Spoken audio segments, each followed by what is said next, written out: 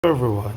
So for today's lesson, we will be discussing matrices and vectors. But before we go to the actual discussion, so let's first have a quick introduction on what matrices and vectors are about. Okay. Imagine you are playing the very famous game Mario Brothers, Super Mario Brothers, where in say a straight line. Okay, Mario. Say, here's Mario. So he can go forward, backward, up, and duck down. So those are the different directions that Mario can go whenever he wants to pass by a certain terrain or destroy bricks above, just like this.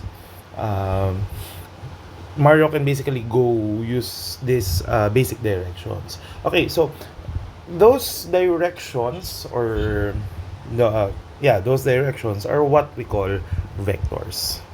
Okay, so let's first discuss vectors. So let me remove this one first. Okay, then let's discuss vectors. Okay, so what are vectors? So vector is it's like an arrow that shows how far and in which direction your character should move or Mario should move. So that's one basic way of telling a vector, or simply a vector is a row or column of values.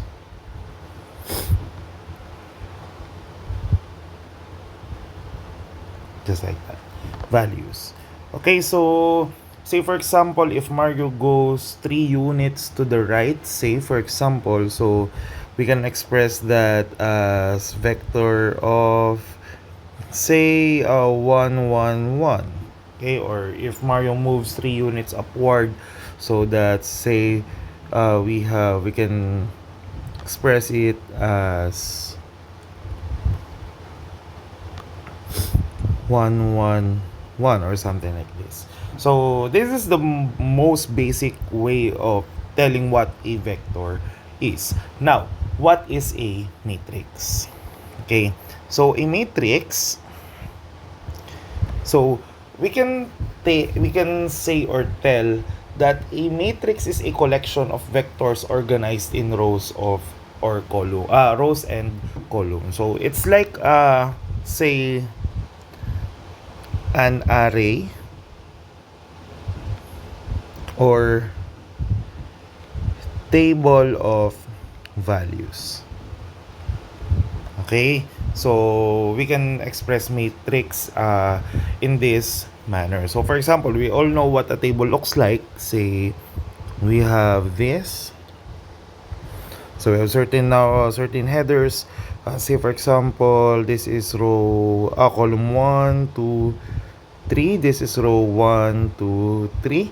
And in each row and column intersection, there are certain values assigned. So say for example, you have 0, 1, 2, negative 1, 2, 3, negative 2, 1, 0. Say for example, these values are in the table. So if we're going to remove the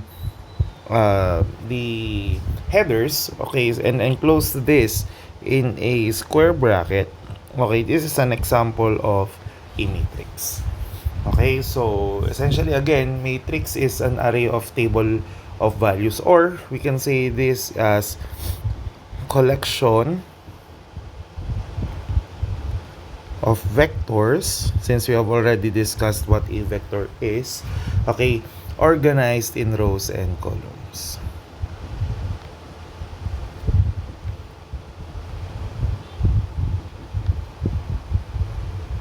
And okay. And columns. Okay, so that's the most basic definition of a matrix. Okay, so We have different, we have two main types of a matrix, no? So we have a rectangular matrix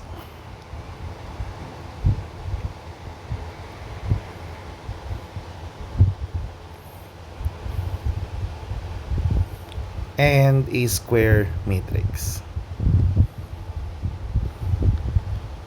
So we all know what a rectangular shape is. So it's a parallelogram with 90-degree angle on each corner. So a rectangular matrix somewhat resembles that, no? So a matrix is said to be a rectangular matrix when the number of rows is not equal to the number of columns. So say for example, we have this certain matrix. I'll just write bunch of random numbers. So say 0, 1, 2, 4, 5, negative 2, 3, 7, 1, 2, 0, 0. So say for example this. No? So we have uh, 3 rows and 4 columns. So uh, this is a 3 by 4 matrix, no? So and since this is a 3 by 4 matrix and the number of rows and columns are not equal, then this is considered a rectangular matrix. Whereas a square matrix is said to be is said to have rather that the number of rows is equal to the number of columns. So say for example this matrix here. Okay, so this is an example of a square matrix. Okay, so let's go to the basic basic operations of matrices. So we're just going to use um, simple square matrices. So for example, um, so let me write this first. Basic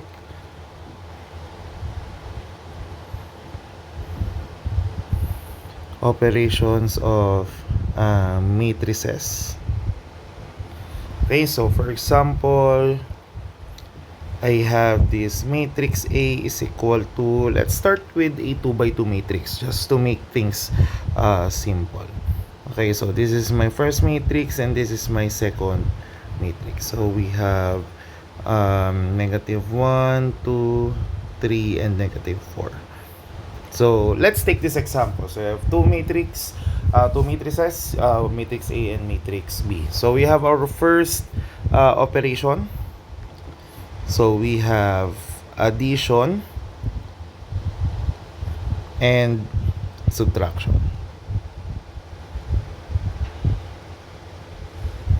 And or subtraction. So as we know that subtraction, sorry, you know that subtraction is the inverse operation of addition. Okay, so that's a fact that we all have to understand. Okay, how do we add or subtract matrices? So for example, we are asked to find what is we have matrix C is equal to A plus B. Okay, so how do we add these two matrices? So we just add them based on their positions. Okay, so plus negative 1, 2, 3, and negative 4. So based on their position, so because how do we define the position of a matrix? So for example, we have matrix A. Okay, we can define the position as A11, A12, A13, so on and so forth until A1n. Okay. Then we have A21, A22, A23, so on and so forth until A2n. Then if you can observe, no, on the row, okay, the one that's changing is the second digit. So that's the n nth column. Okay, so then we have for each column, the ones that changing is the first digit, which is the mth row. No, so hence we have an m by n matrix. Okay, so how do we visualize this one? So we have am1, this is am2, this is am3. Okay, then the last element of the matrix is amn. Okay, so this is how we define the position of a matrix. Okay, so we just replace the element letter with the letter of the matrix assigned to the matrix. Okay, so just remember the naming convention of each position. So we add A11 to B11, A12 to B12, A21 to B21, and A22 to B22. So with this, okay, we can rewrite C, okay, as 0 minus 1, since we're just adding them, so we are not going to change the sign. Then we have 1 plus 2, 2 plus 3, and 3 minus 4. Okay, again, we are not changing the signs from the second matrix, but rather we just copy it. Okay, so this is equivalent to, so we have 0 minus 1 is negative 1, 1 plus 2 is 3, 2 plus 3 is 5, and 3 minus 4 is negative 1. Okay, so this is matrix C when A and B are added together. What if we subtract, okay, so we represent this with another letter, say D. Okay, we subtract B to B from B from A. No, so we subtract B from A. So what happens? So we have here 0, 1, 2, 3, then minus negative 1, 2, 3, and negative 4. So whenever we are asked to get the difference, okay, of two matrices, we just change the sign of the first, the second matrix, the matrix that we are subtracting, okay, from the first matrix. Okay, so the first one is as is. We retain the sign.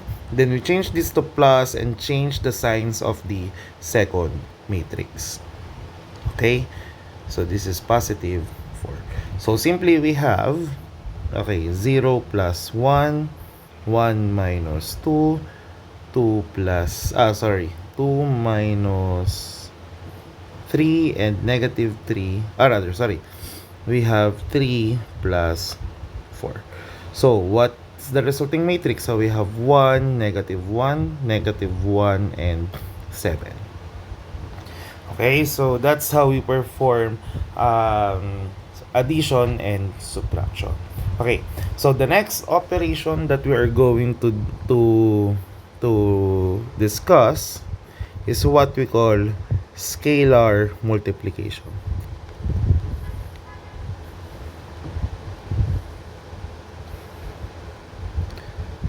Yeah. Okay, so when we say scalar multiplication, okay, we have a certain matrix A. Okay, so we have, say for example, a 2 by 2 matrix, A11, A12, A21, A22. Okay, this matrix, okay, let me just change the color. This matrix is multiplied with K, or let me just rearrange the elements. Okay, say for example, this constant K is multiplied to A. Okay, so we have K here. So what happens is, this is what we call the scalar multiplication, and what we do is we distribute this constant to every single element of the matrix. So the resulting matrix will be, say for example, we have K times A will be K A11, K A12, K A21, and K A22. Okay, so that's how we do scalar multiplication. So let's put some examples. So we take the same matrix. Okay, let me just copy these two matrices, just so we will not be uh, or let me just move them here. Okay, so I think this is fine. Okay, so say for example we are asked to find matrix E. Okay, and this matrix E is said to have 2A. Okay, so we have our constant 2 multiplied to matrix A. So this will become 2 times 0, 1, 2, and 3. So again, we just distribute 2 to every single element of the matrix. So we have 2 times 0 is 0, 2 times 1 is 2, 2 times 2 is 4, and 2 times 3 is 6. So this is my matrix E. Okay, so for example, we have matrix F. Okay, so matrix F. So say for example, we're asked to find what is 1/2 of B. Okay, so again, we just simply distribute the 1/2, okay, to every element of B. But we know that multiplying fraction with a whole number is like dividing the denominator with the whole number, especially if we only have a numerator of 1. So we have 1/2 multiplied to -1, 2, 3, and -4. Okay, so what's the resulting value? So we have -1 divided by 2, or -1 times 1/2. So that's -1/2. Then 2 divided by 2, that is just 1. 3 divided by 2 is 3/2. And 4 divided by -4 divided by 2 is -2. Okay, so this is our matrix F here. Okay, so that's how we perform scalar multiplication.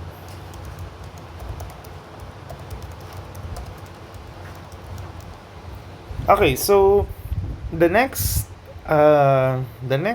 operation that I'm going to introduce is what we call matrix multiplication.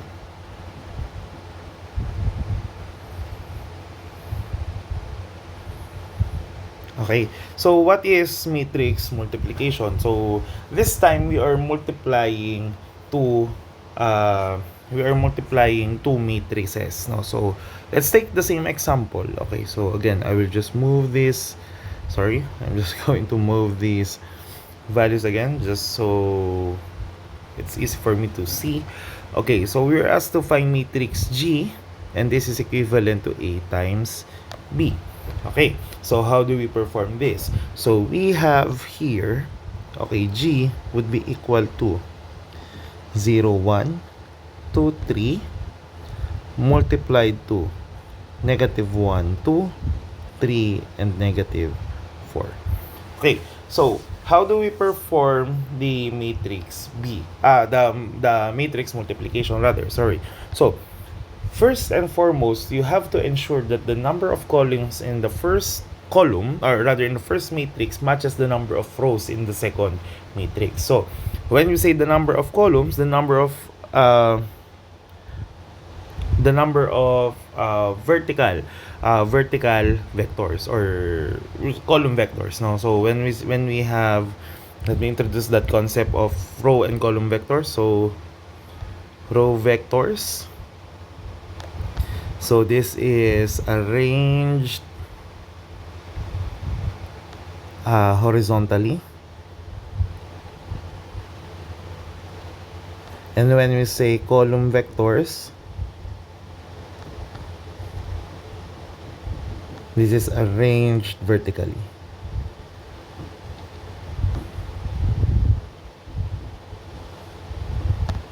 Okay, apologies for my handwriting. Okay, so the number of row vectors in the first matrix should be equal to the number of column vectors in the second matrix. Okay, so in this case, since we have a square matrix multiplied to each other, we have no problem. No, so what happens? Okay, so what are we going to do? Okay, so we have first, excuse me. So again, that's the first step. Now ensure. Okay, let me just rewrite the matrices. So we have 0, 1, 2, and 3, negative 1, 2, 3, and negative 4. So how are we going to perform the matrix multiplication after we have ensured the number of column vectors is equivalent to the number of row vectors? Okay, so first and foremost, you take the first column, or rather the first row of uh, the first matrix. Okay, then you're going to multiply it, okay, element by element onto the columns of the second matrix. So it's like we're going to write this as 0 times negative 1, okay, then plus 1 times 3. Okay, so that's the first operation. Next, what would be the second element? So maintaining the arrangement on the horizontal line, on the horizontal line, or the row vector. Okay, so we have 0, you move to the second column. So 0 times 2 plus 1 times negative 4.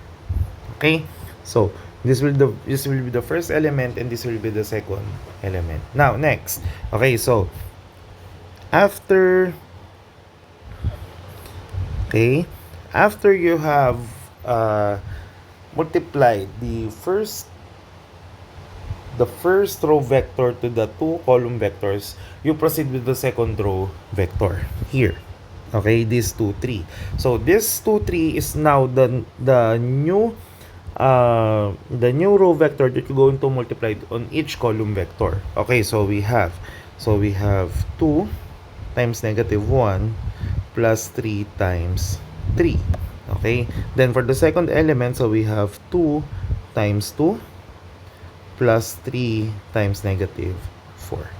Okay, so we have 0 times 1 is 0, 1 times 3 is 3, then we have 0 times 2 is 0, plus negative 1, 1 times negative 4 is negative 4, 2 times negative 1 is negative 2, 3 times 3 is 9, then we have 2 times 2 is 4, and 3 times negative 4 is negative 12. Okay, so just simplify this operations element by element. So we have 3, negative 4, then we have 7, and negative 8. Okay, so this is your column G. Okay, so that's how you perform matrix multiplication. So say for example, okay, I have two new sets of matrices. So say for example, we have one. I'll just make this quite simple, just so it would be easier for us to operate. Okay, so we have here 1, 2, 0, 1, 0, 2. Okay, so again, the number of row vectors, or rather column vectors for the first, okay, for the first matrix, okay, should be equal to the number of row vectors on the second matrix. Okay, in this case, C times D. Okay, C times D is operatable. Okay, so why? Because we have the same number of columns, okay, with the number of rows, which is a 2 by 2 matrix. Okay, D times C is also applicable. Okay, so because if I'm going to change, say for example, matrix I is equal to D times C, okay, you can observe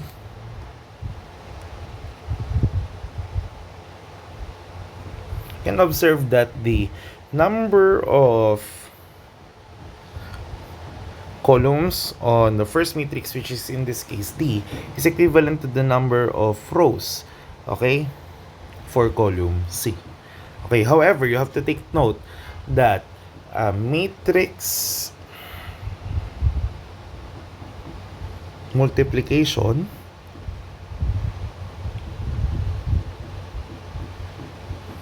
is not commutative.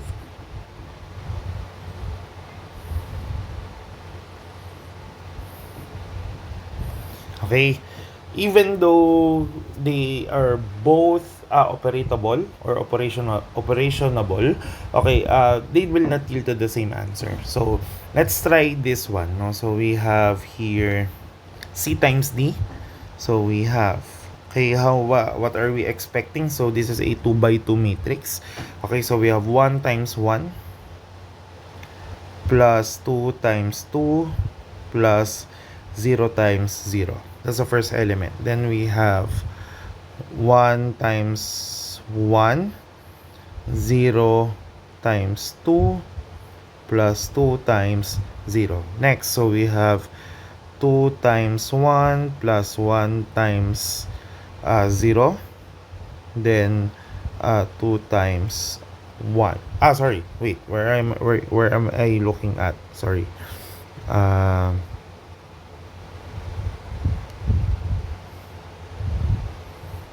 Okay, let me just remove this arrows first because it's quite confusing. So we are done with the first one.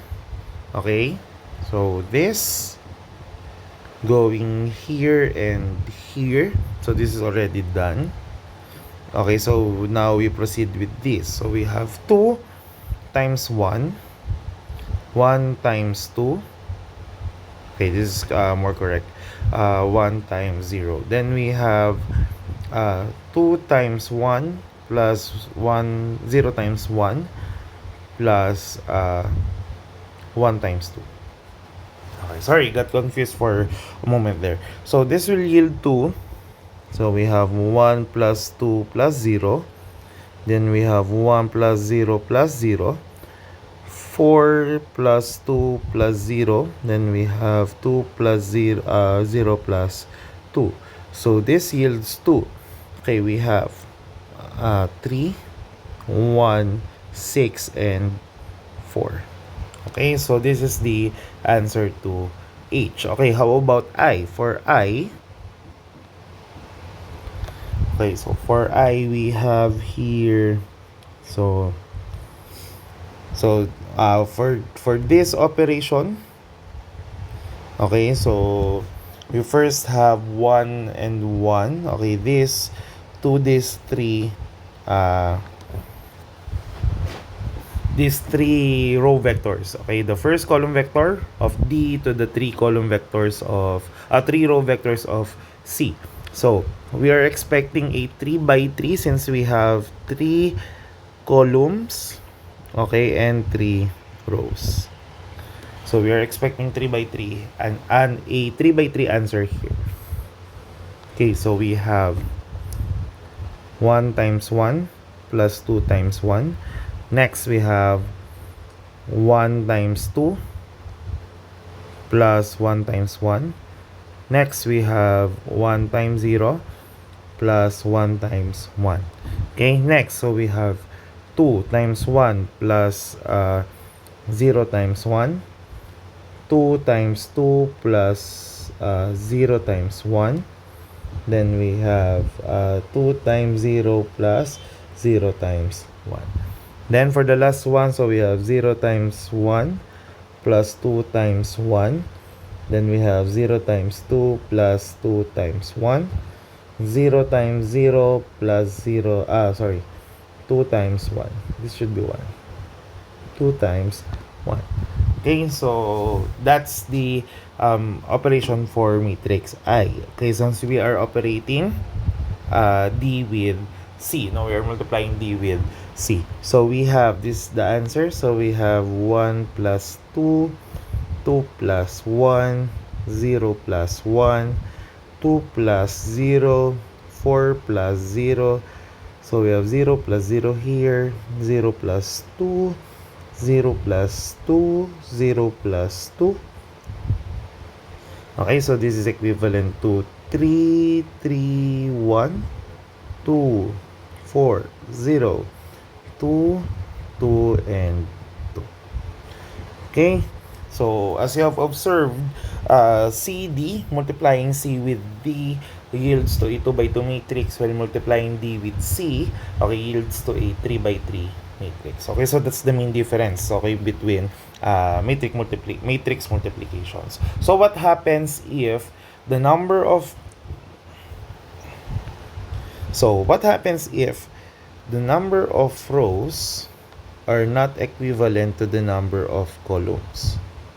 Okay, if we are talking about matrix multiplication. Okay, what happens is this is a dimension error problem.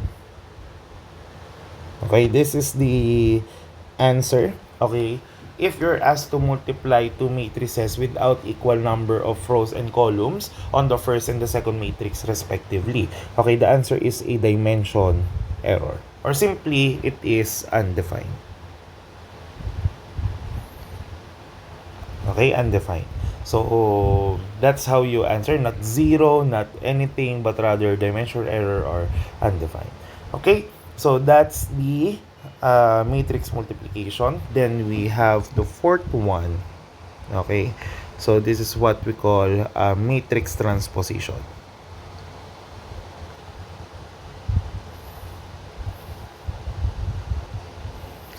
Okay, so for example, in the matrix, so let me get matrix H and matrix I. So matrix H is 3, 1, 6, 4. Matrix I is 3, 3, 1, 2, 4, 0, 2, 2, 2. Okay, and let's use one rectangular matrix. So say for example, we have 0, 2, 3, 2, 4, 5. Okay, just bunch of random numbers. Okay, so how do we do transposition? So H transpose, okay, we put letter T as a superscript for the matrix letter. Okay, what you're going to do is, okay, this is what we call, okay, this line, okay, this is what we call the primary diagonal. We'll get into this in the latter parts of the discussion. Okay, so primary diagonals. Okay, what is a primary diagonal? So that's the diagonal from matrix A11 going down the line, retaining the same, or rather the same position for column and row, meaning A11, A22, A33, so on and so forth. Okay, so that's the primary diagonal. So for a transposition operation, so we retain the main diagonal. Okay, then we swap. Okay, we swap the elements, okay, on the outside of the diagonals. So for example, in this case, we swap 1 with 6. Okay, so this will become 6, and the 1 goes here. So therefore, the H transpose is equal to 3, 6, 1, and 4. Okay, how about for I? So we have I transpose. Okay, so this is our main diagonal. Right? This is our main diagonal. So again, rewrite the diagonal as it is. Okay, then how are we going to do the transposition? So 2 swaps with 3. Okay, so 2 swaps with 3 here. Then, okay, 1 swaps with 2. Okay, so we have 1, 2 here. Then, last one, so 0 swaps with 2. Okay, so we have 2, then 0 here. Okay, so that's how you do transposition. So basically, we're just mirroring the matrix. Okay, those elements above the diagonal will go down, and those who are below the diagonal will go up. Okay, how about for rectangular matrices? No, so for rectangular matrices, same concept is applied. Okay, so you can just say, for example, put a dummy value, okay, of lines below. Okay, so the diagonal is goes here. Okay, so J transpose, this will be, okay, so 0, 4, okay, that the imaginary dummies stays, okay, then you swap this 2 with this other 2. So although it seems that nothing happened, but okay, the two twos swap. Okay, next, so we have 3. Okay, this swaps with the imaginary or the dummy value. So the dummy value goes here, then we have 3 here. Okay, then we have 5. Okay, swaps with the dummy variable below the diagonal. Okay, so we have 5 here, then this is the dummy value. Okay, so after you have performed the transposition, you can just simply remove the dummy values, okay, and enclose the matrix. So what happens is from a 2 by 3 matrix, this becomes 3 by 2 matrix. Okay, so that's how we do transposition. Okay, so let's discuss some principles or basic ideas or special topics rather, sorry, on matrices. Okay, so we have here special types of matrices.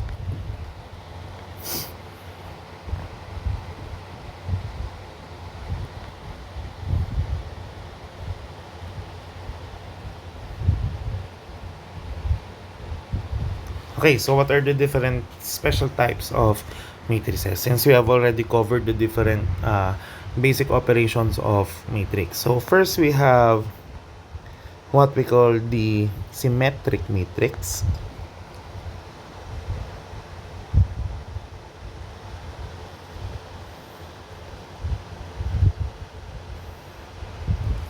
Okay, so what is a symmetric matrix? So symmetric matrix is said to be, okay, that the original matrix is equivalent to its transposed matrix. Say for example, we have matrix A is equal to, okay, I'll just make this simple, 1 2 3 2 1 4 3 4 1. Okay, so this is my matrix A. Okay, matrix A is said to be symmetric if after I have performed matrix transposition, okay, I will obtain or I will get the same matrix. Okay, so what happens? So we rewrite the main diagonal, then we swap these two. Okay, since both of them are 2, they are not affected. We swap these 3. Okay, so again, they are not affected since both of them are 3. And we swap these 4s. So we have 4 and 4 here. Since, okay, let's just remove these. Okay, since we observe that both matrix A and matrix A transpose contain the same elements on the same positions, therefore, they are said to be symmetric. Okay, they are said to be symmetric. Next, we have a skew symmetric matrix.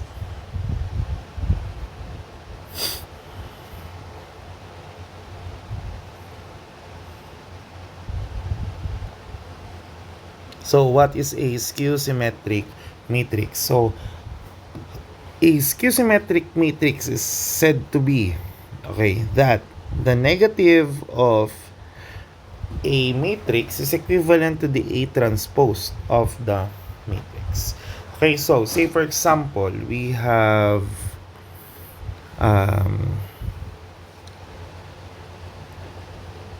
so we have 0 1 2, negative 1 0 3, negative 2, negative 3 0. Okay, so we have this matrix. Okay, so first, no, let's get what is negative A, or the we multiply negative 1 to each element. So we have, this is 0, negative 1, negative 2. 1, 0, negative 3. Then we have 2, 3, 0. Okay, so this is a negative. What happened is I revert or I changed the signs of each element, okay, since I multiplied negative 1 to the matrix. Now, what is A transpose? Okay, do not look at the negative matrix. Do not look at this, okay, but rather focus on this. So, we have to switch 1 and negative 1. Okay, so we have for the diagonal 0, 0, 0. Okay, so we have 1 and negative 1 switched. Then we have 2 and negative 2. Then we have the 3 and the negative 3. So we have 3 here and we have negative 3 here. Okay, since negative A and negative A transpose contains the same elements on the same positions, okay, then therefore matrix A is a skew symmetric matrix. Okay, so that's what we call a skew-symmetric matrix. Then we have this very important matrix used in different applications of matrices. Okay, so we have the identity matrix.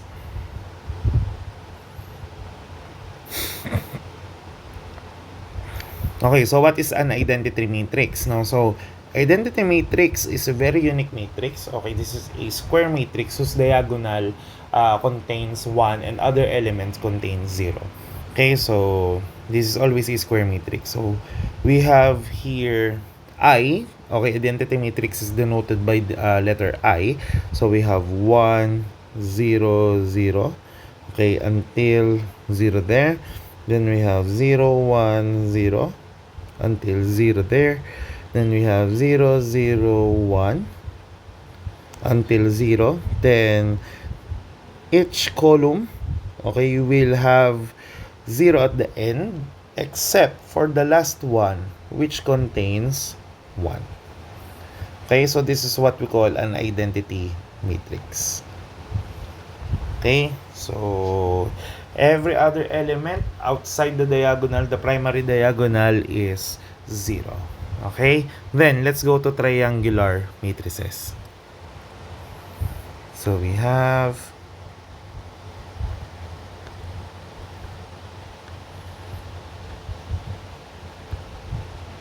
okay, triangular matrices comes in two variants. So we have the upper triangular matrix.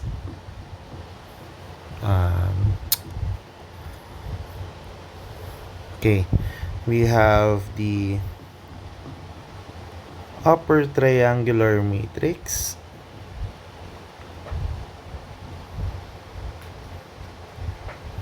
And we have the lower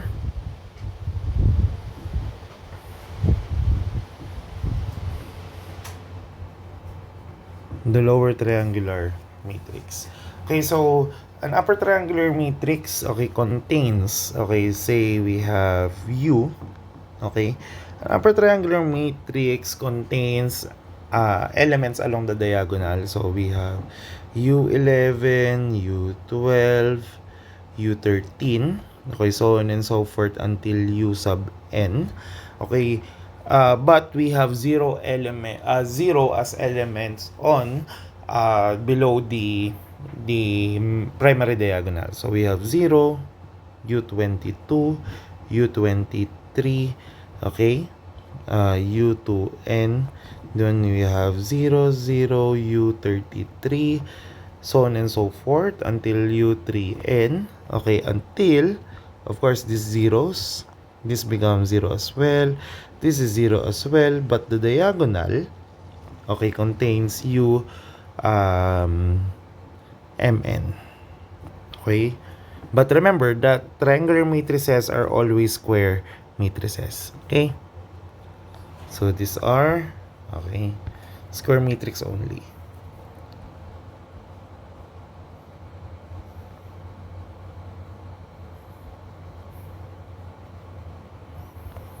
Okay, so that's the upper triangular matrix. Now, what is a lower triangular matrix? So, it's the total opposite of the upper triangular matrix where everything, okay, above the diagonal, including the primary diagonal, is 0. Okay, those elements below the primary diagonal has values. So we have here 0, 0, 0 until we have 0. Then we start counting. So this is L21. Okay, 0, 0. So this becomes zeros. Then we have L31, L32, 0, so on and so forth. Until we have LM1. Okay. This becomes LM2, LM3. Okay. And everything in the until the diagonal, until the last column, okay, is 0. Okay, so these are what we call triangular matrices. Okay, so the idea of triangular matrices, if you add the upper triangular with the lower triangular, you will yield to the original matrix, or to a matrix that does not contain 0, or not necessarily contain 0, but the elements below the diagonal and the elements above the diagonal and the diagonal itself does not entirely contain 0, unless the matrix is the matrix contains 0, or what we call a null matrix. Okay, so that's another special type of matrix, no, a null matrix.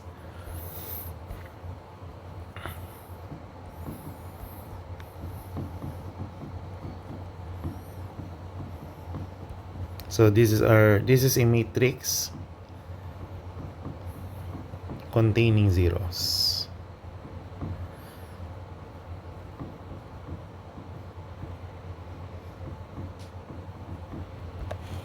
Okay, so say for example, we have phi, okay, 0, 0, 0 until 0.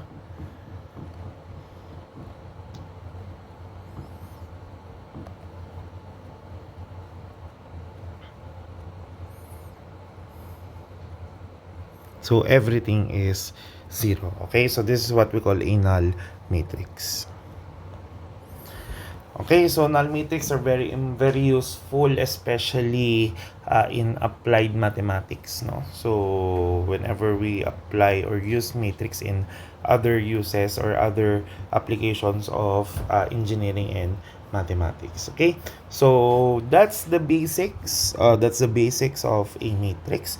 Okay, I hope you guys learned something. Okay, in the next discussion, we'll be discussing ranks, trace, and determinants of a matrix. Okay, so thank you guys for listening. I hope you have a wonderful day.